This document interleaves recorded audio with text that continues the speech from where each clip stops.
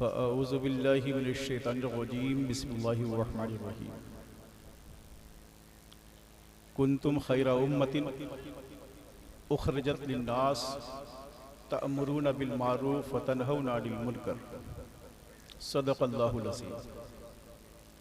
आइए हम और आप कुछ अर्ज़ व मारूफ से क़ब्ल अपने आक़ा व मौला हुज़ूर मुहम्मद रसूलुल्लाह सल्लल्लाहु अलैहि वसल्लम की बारगाह बेकस पनाह में हदिया दरूद पेश करें और बाआवाज़ बुलंद पढ़ें। अल्लाहुम्मा सल्ली अला सय्यिदना व मौलाना मुहम्मदिन व अला आलि सय्यिदना व मौलाना मुहम्मदिन व बारिक व सल्लिम सलातन व सलामन अलैका या रसूलुल्लाह सल्लल्लाहु अलैहि वसल्लम। देखिए, तकरीर तो हो चुकी। हज़रत अल्लामा रिज़वान साहब क़िबला ने तकरीर किया। हज़रत अल्लामा मुफ्ती सुल्तान रज़ा साहब क़िबला ने जो कि इस्लाह मुआशरा पर इस वक्त सबसे बेहतरीन खिताब अगर होता है तो उन्होंने तकरीर किया। बहरहाल तकरीर नहीं करना, बस दो चार बातें मैं भी बता दूँ, क्योंकि आप लोगों ने जो है शायर इस्लाम जनाब अज़मत रज़ा भागलपुरी साहब का आप लोगों ने पूरा सुन लिया है। और बहरहाल मैंने अफरा तफरी का माहौल ना बनाए, अदब के साथ बैठे। हजरत कुछ कह रहे हैं, अदब के साथ बैठे, अभी ना जाएं। मैंने आयत मुक़द्दसा की तराज़ की, कुन्तुम खैर उम्मती, ये उम्मत मोहम्मदिया तू बेहतरीन उम्मत है।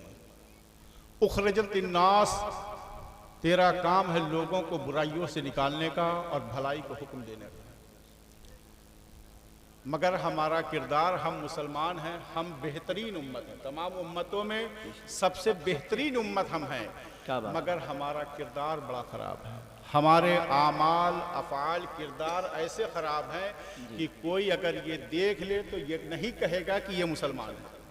अगर शायर इस्लाम जो दाढ़ी और टोपी है, अगर इस चीज़ को हटा दिया जाए तो कोई नहीं कह सकता है कि ये मुसलमान है, क्योंकि हमारे किरदार ख़राब हैं।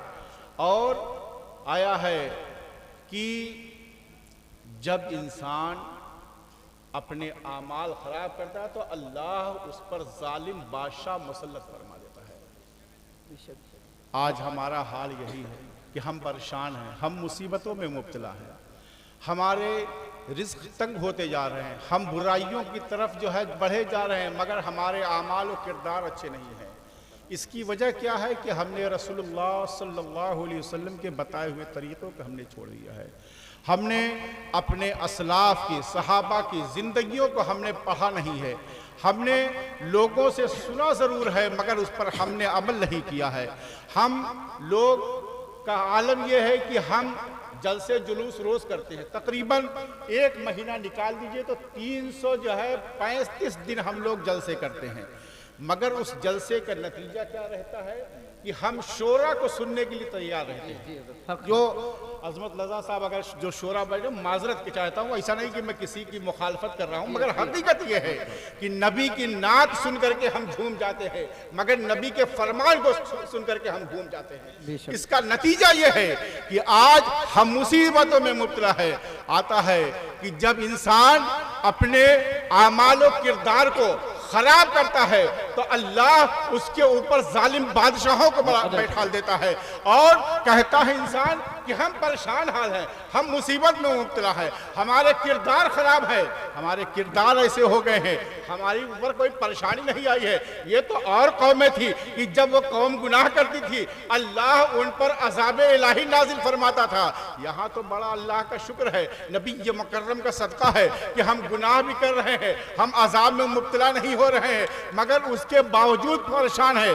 परेशान क्यों है? मैं बताऊं कि हम लोग आला हज़रत फाजिल बरेलवी क़ुद्दस सिर्रहुल अज़ीज़ के हम नारे लगाने के लिए तैयार हैं, गौसे आज़म के नारे को लगाने के लिए तैयार हैं, और गरीब नवाज के नारे को लगाने के लिए तैयार है। अभी ताजुश शरिया की हालत ज़िंदगी को आप पढ़िए, उनका नारा लगाने के लिए तैयार है, मगर आपने इन बुजुर्गों के हालात ज़िंदगी को पढ़ा होता, इनके किरदार और कैरेक्टर को पढ़ा होता और उस पर अमल किए होते तो ये नारा आपका कामयाब होता, उनकी रूहें कब्र में खुश हो जाती।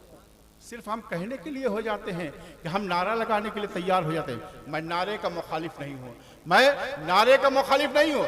गरीब नवाज हमारे हैं, गौसे पाक हमारे हैं, जो है आला हजरत फाजिल बरेलवी हमारे हैं, ताजुश शरिया हमारे हैं, ये सब हमारे सर का ताज है। मगर सिर्फ नारा लगा देने से काम नहीं होगा। आप उनकी जिंदगी को पढ़िए, उनसे पूछिए कि आपने पूरी जिंदगी किस तरीके से जिंदगी गुजारी थी। क्या शरीयत के खिलाफ आपने कोई कदम रखा था? क्या नमाजों को आपने छोड़ा था? क्या रमजान के रोजों को आपने छोड़ा था? आला हजरत फाजिल बरेलवी की जिंदगी को पढ़िए। नमाज का वक्त हो जा रहा है, मुअज्जिन आसान दे रहा है, आप माजूर हैं, बीमारी की हालत में है, आप चलने की कंडीशन में नहीं है, मगर उसके बावजूद अल्लाह के रसूल सल्लल्लाहु अलैहि वसल्लम जब बीमार हुए थे और गालिबन हजरत अली और हजरत इब्न अब्बास आपको लेकर कंधे पे लगा करके मस्जिद नबवी के अंदर लेकर के गए हैं, आपने नमाज जमात से पढ़ी है। उस सुन्नत को हजरत कैसे अमल करते हैं? आला हजरत जब नमाज का वक्त हो जाता है, नमाज जमात से खड़ी हो जा रही है, आपके पास कोई खादिम नहीं है। हालांकि शरीयत का हुक्म यह है कि जब नमाज का वक्त हो जाए और अगर मरीज मौजूद है तो उस वक्त जो मरीज की अयादत करता है उस पर भी जमात साकित हो जाती है, मगर कोई आपके पास मौजूद नहीं है। आला हजरत फाजिल बरेलवी आप घिसटते हुए मस्जिद के दरवाजे पर गए हैं, नमाज पढ़ने के लिए गए हैं। हम सिर्फ कहने के लिए कहते हैं कि हम नारा लगाने के लिए तैयार हैं। आप आला हजरत की जिंदगी को तो पढ़िए कि नमाज के कितने पाबंद है, कि बिस्तरे अलायत पर है, मगर नमाज का वक्त हो रहा है, आप नमाज पढ़ने के लिए कोई आपको सहारा देने वाला नहीं है, आप घिसटते हुए मस्जिद के जीने के पास। हम सिर्फ कहने के लिए मुसलमान हैं, बेशक हक है। हमारा किरदार देखिए, मैं कहने का मकसद तकरीर नहीं करना है, बस चूंकि मैं अल्हम्दुलिल्लाह यह हज़रत अल्लामा इमामुद्दीन साहब क़िबला बैठे हैं, यहाँ पर बहुत से उलमा बैठे हैं, जानते हैं कि मैं पूरे हिंदुस्तान में घूमता हूँ अल्हम्दुलिल्लाह, मगर मुझको देखने के बाद ये रोना आता है अपनी कौम पर कि हम लोगों का आमाल ऐसा ख़राब हो गया है कि अल्लाह फरमाता है कि इन्नल्लाह ला यग़य्यिरु मा बिक़ौमिन हत्ता यग़य्यिरु मा बिअन्फुसिहिम। परवरदिगार उस कौम के हाल को नहीं बदलता है जब तक कौम खुद नहीं बदलने की कोशिश करती है। हमारा क्या हाल है? हम बदलने के लिए तैयार नहीं है। हमारे ऊपर मुसीबत आती है तो मौलाना के पास जाते हैं, पीर साहब के पास जाते हैं कि दुआ तावीज़ कर दीजिए। दुआ तावीज़ इलाज नहीं मेरे भाई, दुआ तावीज़ आप वक्ती आपको आराम हो जाएगा, मगर हकीकत में बताऊं कि दुआ तावीज़ उसका इलाज नहीं है। आप शरीयत मुतहरा को दामन की मजबूती से पकड़ लीजिए, आपके घर से बलाए खुद ब खुद दूर भाग जाएगी। हम लोगों ने क्या किया है कि हम लोग अपने आप को सिर्फ ये समझते हैं कि जो है जलसे में चले जाओ, उसके बाद आकर के नमाज फजर गायब हो जाओ, सो जाओ। क्या बात? अक्सरियत की मैं बात कर रहा हूँ। अक्सर यही होता है कि जलसे रात भर होते हैं, नमाज फजर का वक्त होता है, स्टेज से लेकर के पब्लिक तक सब सोने के लिए तैयार, मगर इसका ये नहीं। आप जलसे में जाइए, मगर उसके बाद जो जलसे से पैगाम मिले उस पर आप तब आपका जलसे में जाना कामयाब होगा। अल्लाह के रसूल सल्लल्लाहु अलैहि वसल्लम फरमाते हैं अल्लिमू औलादकुम सलासा खिसाल हुब्बु नबिय्यकुम व हुब्बु अहले बैतिही व तिलावतिल कुरान। ये मदरसा साबिरिया कंजुल ईमान, इस मदरसे में क्या होता है? दीन की तालीम दी जाती है। मैं तो जानता हूँ शायद यहाँ पे ज़्यादातर प्राइमरी पढ़ाई जाती होगी, मैं तो ये जान रहा, ये जो अल्लाह के रसूल की हदीस है कि अल्लिमू औलादकुम सलासा खिसाल, ये उसका मिसदाक़ है कि यहाँ पर छोटे बच्चों को शुरू ही से नबी की मोहब्बत सिखाई जाती है। बड़े मदरसों में आप जाएंगे तो बड़े मदरसों में क्या है कि फारसी की पहली से लेकर बुखारी तक आपको पढ़ा दिया जाएगा, मगर ये मदरसे जो हैं ये आपको अलिफ बे से लेकर पाँचों कलमा जितना है सब आपको पढ़ाते हैं, सब बताते हैं। तो इस मदरसे को आप मजबूत कीजिए। ऐसा नहीं कि मुझसे मौलाना अख्तर साहब ने कहा, मैं एक बात बताता हूँ कि मदरसे को मजबूत बनाइए, उसमें आपका ताउन होना चाहिए। ताउन कैसे होना चाहिए?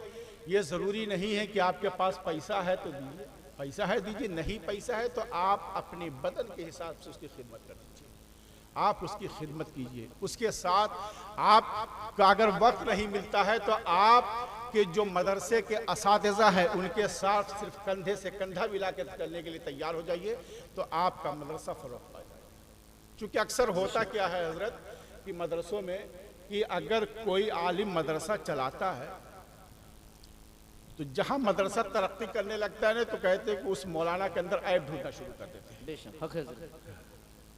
ये मैं प्रैक्टिकल बता रहा हूँ, ऐसा नहीं कि किसी को सुनी सुनाई ये हकीकत बात है।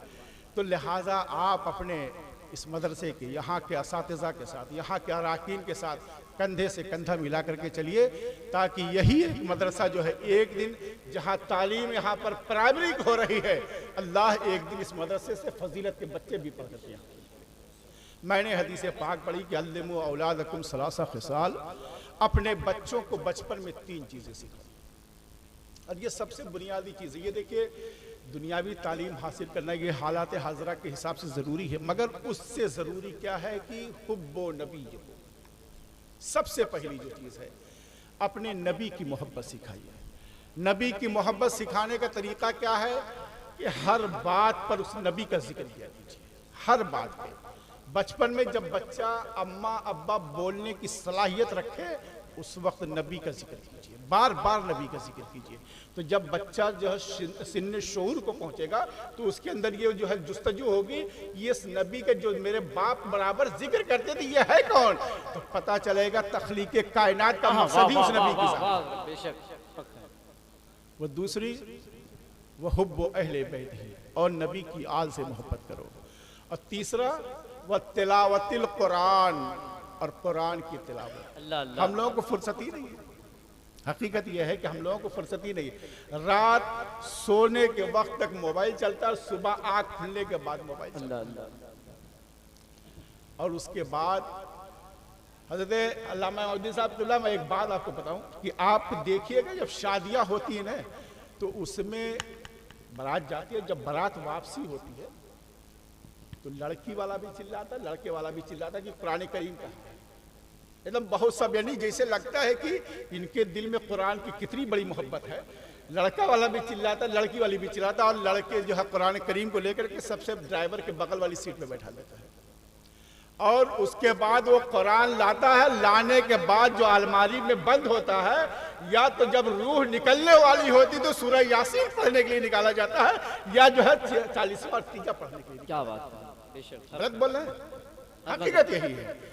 अरे मेरे भाई, कुरान 40वां तीजा पढ़ने के लिए नहीं है। ये कुरान जिस घर में पढ़ा जाएगा, उस घर में अगर बलाएं होंगी तो बलाएं भाग जाएगा। और हम लोग क्या करते हैं? हम लोग कुरान करीम को पढ़ा कीजिए। आप मेरे यहाँ एक जो है, ये जानते हैं हजरत, हमारे वालिद साहब के खादिम थे जमील बाबा, आखिरी अय्याम तक मैंने उनको देखा है, कुरान करीम पढ़ते थे और कभी चश्मा उन्होंने नहीं लगाया। अगर वाकई इंसान जो सच्चे दिल से कुरान करीम की तिलावत करेगा, तो ये कुरान तो शिफा है। इसमें आप पूरी जिंदगी की आप जो है जो खोजिएगा उस कुरान में आपको मिल जाएगा। मगर आप पढ़िए तो कुरान। हमको कुरान पढ़ने की तौकीफ ही नहीं। अब तो इतनी ज्यादा सहूलतें हो गई हैं, आपको कुरान भी खोलने की जरूरत नहीं, आप मोबाइल खोल लीजिए, उसमें पढ़ लीजिए। मगर कुरान पढ़िए तो। आया है ना कि वयदिल्लु बिही कसीर व यहदी बिही कसीरा। ये कुरान वो है कि इसी से लोग हिदायत भी पाएंगे और इसी से लोग गुमराह हो जाते। मगर ये है कि जो है, अल्लाह जिसको हिदायत देना चाहता है उसको कोई गुमराह नहीं कर सकता है। तो लिहाजा आप कुरान करीम की तिलावत कीजिए। ये जलसा जो हुआ है, इस जलसे का पैगाम हक कॉन्फ्रेंस है। यानी हम लोग अच्छी बातें करें, अच्छी बातें सुनें, अच्छी बातों का लोगों को हुक्म दें, बुराइयों से रोकें। मैंने कहा कि पढ़ा कायदे करीमा की कुंतुम खैरा उम्मतिन उखरिजत लिन्नास तअमुरूना बिल मारूफ व तनहौना अनिल मुनकर। ऐ उम्मत मुहम्मदिया, तू बेहतरीन उम्मत है, तेरा काम लोगों को भलाई का हुक्म देना है, बुराइयों से रोकना है। ये आज हम लोगों को देख करके लोग जो है हमारे जो है तर्ज अमल पर लोग चल रहे हैं। ये तो हमारे नबी ने बताया था, ये हमारे नबी का तर्ज जिंदगी था जिस पे हम लोग चल रहे थे। आज हमने छोड़ दिया है हमारे तरीके को, गैरों ने अपना करके कामयाबी की मंजिल को।